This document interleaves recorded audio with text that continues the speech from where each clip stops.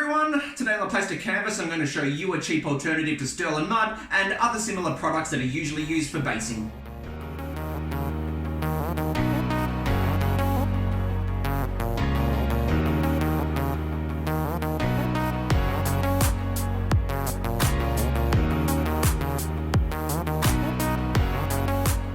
Hey everyone, Matt here from the Plastic Canvas and welcome to today's video. Like I said in the intro and in the description, I'm going to be showing you a cheap alternative to Stirland Mud and other similar products that are typically used when basing.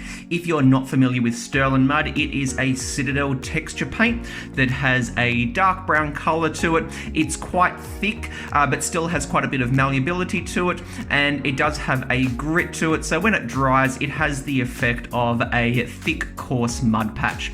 So just to show you what sort of an effect you get when using it in a base, I used it here with the Ford Dweller from Tainted Grail. You can see on both sides there, but then leave a patch through the middle where I didn't put it anywhere. And then also with the Formless Spawn here from Mansions of Madness, I just used it in some different spots, squished up against its feet there. I gave this a dry brush just to bring the texture out a little bit more, but you can also paint it. So with these guys here from Zombicide Invader, I put it down all over the base, then stuck some extra rocks down so that when the Stirland Mud dried, it locked them in, and then with a red and orange mixture, then painted it to give the effect of a Mars-like surface. So that just gives you a bit of an idea of the sort of effect that you get when using Stirland Mud.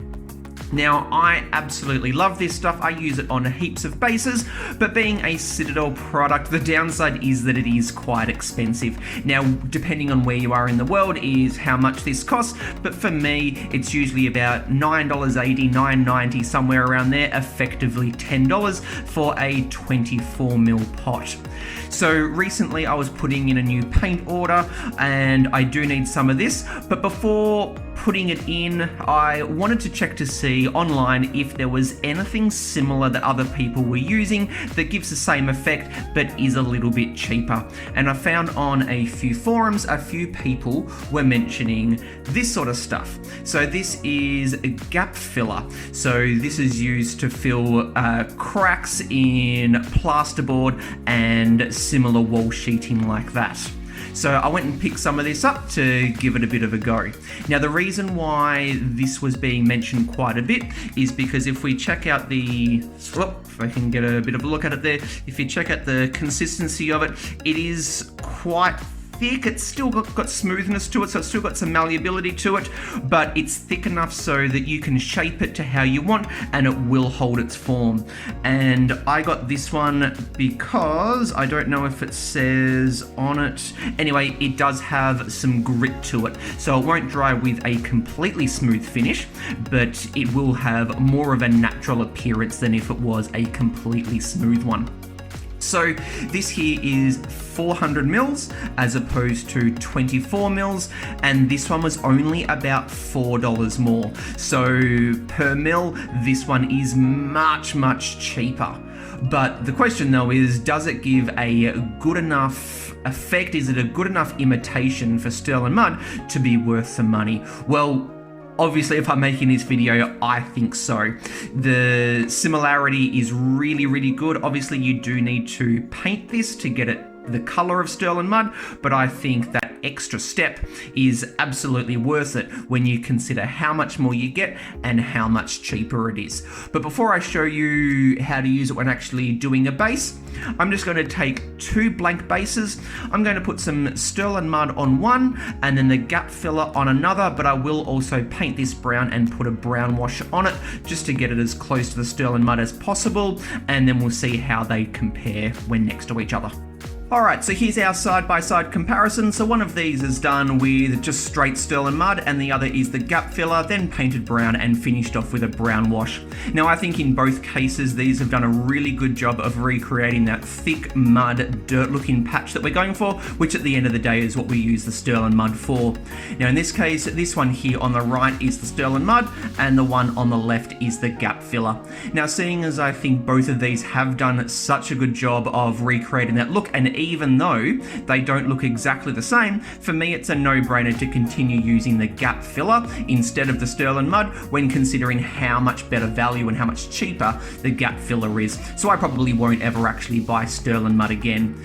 Now, you may have a preference as to which look you actually get, and that's obviously going to dictate which one you end up getting and using, but I think, when you use these alongside with other basing materials like different sorts of grasses and things like that, it's really not going to be noticed how much difference there is within them.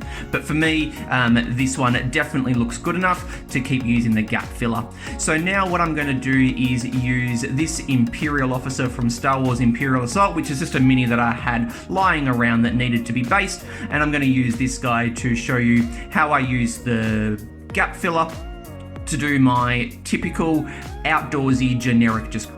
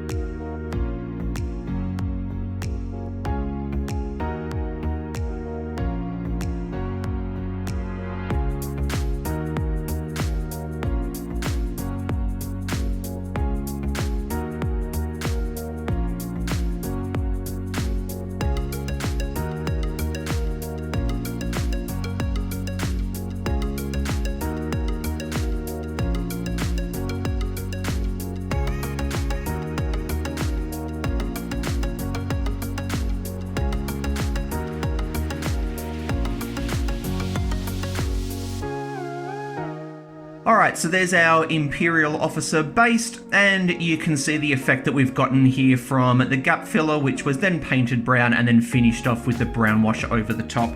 And then as we bring our Four Dweller back in that I use the Stirland Mud on, you can see the different sort of effect that we get from using the two different products. Now, I don't really have a preference as to which one I think looks better or does a better job of recreating that mud-like appearance, but seeing as I think both of them do a good job of it, to me it just sort of makes more sense to stick with the one that's the better value for money, and in that case it's the gap filler here, so I'll be sticking with that. So if, like me, you've been looking for a cheaper alternative to whatever you typically use to do your general ground coverage, I can definitely recommend getting some gap filler, having a bit of a play around with it and seeing what you think of it. But I just wanted to share what I found here, just because this is definitely something that I'm going to be sticking with, and yeah, so hopefully that's of use for you as well. So if you found this video useful, please give it a thumbs up and hit the subscribe button if you haven't yet, to keep up to date with future videos as they keep coming out. But until next time, this is Matt from the Plastic Canvas signing out. Happy painting, everyone. Cheers.